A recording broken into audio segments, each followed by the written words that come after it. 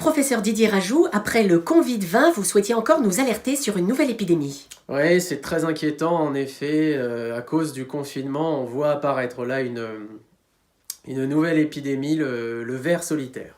C'est-à-dire, Le ver solitaire, des gens qui prennent l'apéro tout seuls. On pouvait s'y attendre, hein. Avec le confinement, les gens sont isolés et puis on le sait, les Français sont une population à risque, ils sont extrêmement vulnérables hein, quand il s'agit d'apéro. On observe là une augmentation massive des cas, avec de plus en plus de patients qui sont actuellement dans un état avancé de solitude. quels sont les symptômes du ver solitaire? Oui, oui, les premiers symptômes qui peuvent alerter, hein, si vous avez une sensation de bouche sèche ou une envie frénétique de cacahuètes, ou même un sentiment de raideur au niveau de la main, c'est probablement que vous êtes déjà apéropositif. On résume ces symptômes en disant que les malades sont atteints de soif, syndrome obsessionnel d'ivresse à la française. Ivresse à la française étant le terme médical pour parler d'apéro, mais le symptôme le plus caractéristique hein, du ver solitaire, c'est un état de désorientation temporelle qui va croissant avec le confinement. Je m'explique avec un graphique. La première semaine de confinement, on voit les gens sont bien organisés, les journées... c'est deux temps bien distincts, de 8h à 18h on boit le café, de 18h à minuit l'apéro. La deuxième semaine, on voit poindre des premiers symptômes de l'épidémie avec une dérégulation des rythmes, on prend l'apéro dès 16h.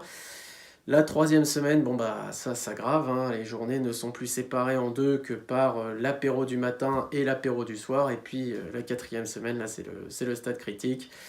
C'est tout le temps l'heure de l'apéro et malheureusement on n'a pas le recul nécessaire hein, pour prévoir la suite, mais d'ici au 11 mai ça risque d'empirer. Comment se transmet le ver solitaire?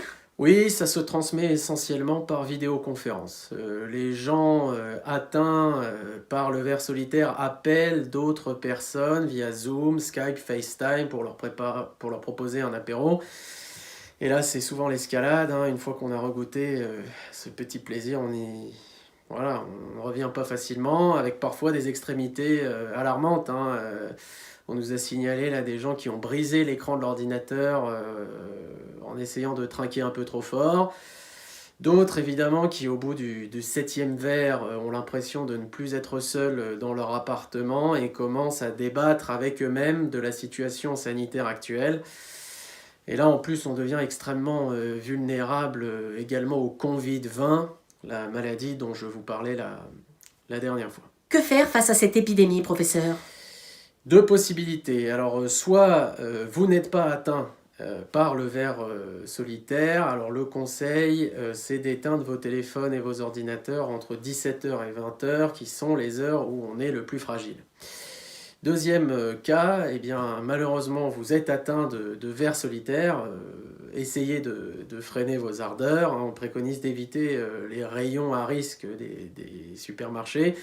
Et puis, évidemment, pour freiner la propagation du ver solitaire, le meilleur geste barrière, c'est encore de porter le masque chez vous, tout le temps. Merci, professeur. Je vous en prie. À votre santé.